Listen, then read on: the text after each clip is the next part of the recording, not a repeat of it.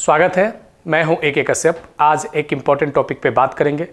DA calculator जो काफ़ी महत्वपूर्ण होता है केंद्रीय और राज्य कर्मचारियों के लिए। 7वें वेतनमान के अनुरूप जो कर्मचारी ग्रुप डी से लेकर ए तक अगर एम्प्लॉई हैं तो आप इस वीडियो को ज़रूर लास्ट तक देखिएगा, क्योंकि केंद्रीय कर्मचारी को 1 जनवरी 2025 से कितना प्रतिशत डियरनेस अलावेंस, महंगाई भत्ता और महंगाई राहत में वृद्धि होगी।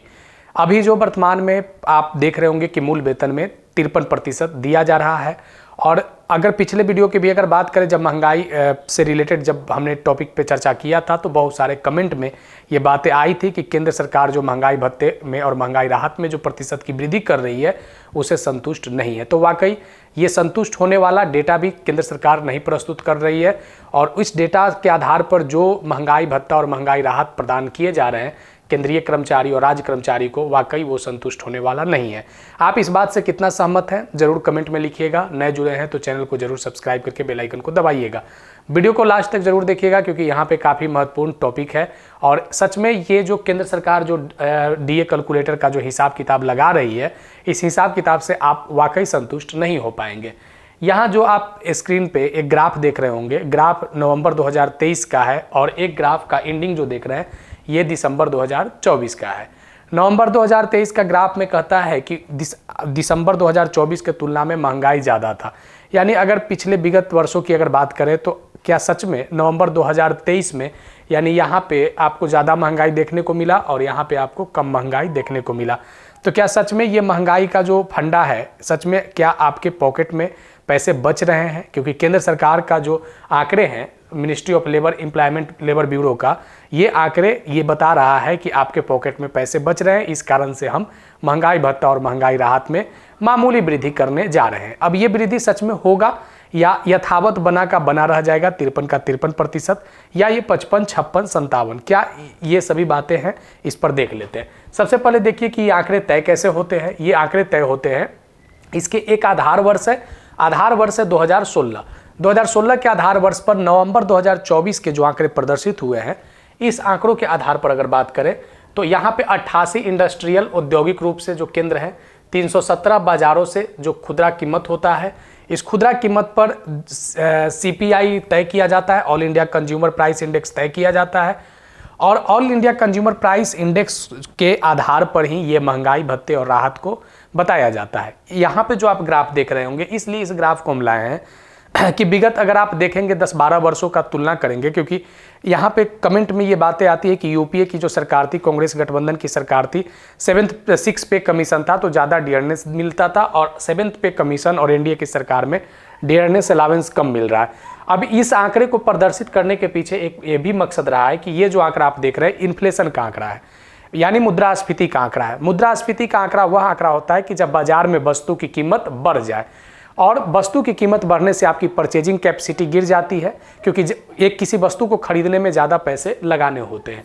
ये जो देख रहे हैं इन्फ्लेशन का आंकड़ा, ये आप 2012 से 14 के बीच में ये ग्राफ को देख लीजिए, जो यूपीए का सरकार था। और यहाँ जो आप देख रहे हैं, ये जो अगर आप 2023 और 24 के ग्राफ को देखेंगे तो इन्फ्लेशन का आंकड़ा आपका ये प्रदर्शित होता है, और यहाँ पे ज़रा देखिए तो आपके इन्फ्लेशन का आंकड़ा ये प्रदर्शित होता है। जो कर्व हमने बनाया है, इस कर्व से ये बातें क्लियर हो रही है कि इन्फ्लेशन यानी मुद्रास्फीति अगर बात करें तो 10-12 साल की तुलना में काफ़ी यहाँ पे इन्फ्लेशन क्या हो गए हैं, कम गए हैं। अब देखिए कि यहाँ जो 2012 से 14 के बीच में अगर यहाँ इन्फ्लेशन बढ़ रहा था तो उस आधार पर कम से कम 5 से 7% की यूपीए गवर्नमेंट जो थी वह डियरनेस अलावेंस में वृद्धि करता था। एक डेटा के अनुसार जब बात करेंगे तो जनवरी 2012 में 65% से बढ़ाकर 1 जुलाई 2012 को 72% किया गया था। लेकिन अभी जो इन्फ्लेशन का जो दर है, केंद्र सरकार जो दिखा रही है, जो मुद्रास्फीति दिखा रही है, जो आंकड़े को प्रदर्शित कर रही है, तो इस आंकड़े के आधार पर काफ़ी ज़्यादा आपको देखने को मिलेगा कि आपके जो डियरनेस अलावेंस और डियरनेस रिलीफ है, इसमें कमी बहुत आपकी आकांक्षा से भी काफ़ी ज़्यादा इसमें डियरनेस अलावेंस को कम किया गया है। देखिए 2024 की अगर बात करें तो 2024 में आपका ये 50% से बढ़कर 53% हुआ था। मात्र मामूली 3% की वृद्धि हुई थी। अब इस बार जरा देखिए DA कैलकुलेटर में कितना वृद्धि होने वाला है। नवंबर तक का जो डेटा आया है उसमें देखिए सबसे बड़ा हतप्रभ करने वाला चीज़ क्या है कि अक्टूबर और नवंबर का मार्केट बताया जा रहा है कि एकदम बिल्कुल एस्टेब्लिश था, एकदम बिल्कुल इधर उधर भी जरा सा भी ग्राफ नहीं हुआ। 144.5 बताया जा रहा है अक्टूबर का भी पॉइंट, और नवंबर का भी पॉइंट 144.5 ही बताया जा रहा है। अब देखिए कि अगर दिसंबर में भी अगर 144.5 अगर बना हुआ रहता है तब आपकी महंगाई भत्ते में 3% की वृद्धि होकर ये 56% से ऊपर जाएगा, तब आपकी 3% की वृद्धि होगी। लेकिन अगर 144.5 से कम हो जाए तो क्या कम होने की भी संभावना है, तो इसीलिए हमने इस ग्राफ को यहाँ पे प्रदर्शित करवाया है। देखिए यहाँ पे जैसे यहाँ पे 139.2 फरवरी 2024 में था और फिर इसको ये गिरकर 138.9 हुआ, तो अगर 144.5 अगर रहता है तब आपका 3% होगा। अगर 143.8 तक अगर ये आपके पॉइंट बने रहते हैं 143.8 तक तब आपका 3% होगा। लेकिन अगर 143.8 से थोड़ा सा भी पॉइंट अगर नीचे होता है तब यहाँ आपकी मामूली डियरनेस अलावेंस में मामूली 2% की वृद्धि होगी।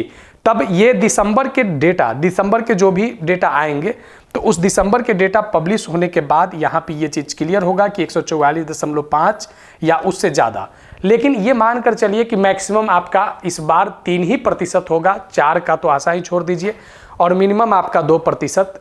आप कह सकते हैं कि 2 और 3 के बीच में ही जो भी डेटा आपके सामने केंद्र सरकार आपके महंगाई को लेकर प्रदर्शित कर सकती है। यानी 1 जनवरी 2025 से आपके 53% की जगह 55 या 56% आपकी महंगाई भत्ता और महंगाई राहत 7वें वेतनमान के अनुरूप होने की संभावना है। तो ये जो वीडियो था, ये इसमें जो डेटा का हमने यहाँ पे जो आंकड़े को देखा, ये आंकड़े इस बात को बता रहे हैं कि इन्फ्लेशन से कैसे हमारे बाजार व्यवस्था रिलेट करती है, और केंद्र सरकार एक अपना तर्क दे रही है, और जो वेतन भोगी हैं या पेंशन भोगी हैं उनका एक अपना तर्क है कि जो जिस अनुकूल या जिस अनुरूप उनको मिलना चाहिए था केंद्र सरकार उस अनुकूल उनको वेतन और भत्ते और राहत नहीं दे रही है। तो बताइएगा कि ये वीडियो से आप कितना मतलब भत्ते और राहत से संतुष्ट हैं, और क्या इसमें वाकई केंद्र सरकार को इस पर विचार करनी चाहिए, महंगाई भत्ते और राहत में वृद्धि करना चाहिए। कमेंट में ज़रूर लिखिएगा। अगर नए जुड़े हैं तो चैनल को जरूर सब्सक्राइब करके बेल आइकन को दबा दीजिएगा। वीडियो को लाइक ज़रूर कीजिएगा अगर अच्छा लगा होगा तो, सुझाव कमेंट में लिखकर शेयर जरूर कीजिएगा। मिलेंगे आगे नेक्स्ट वीडियो नेक्स्ट टॉपिक में। धन्यवाद।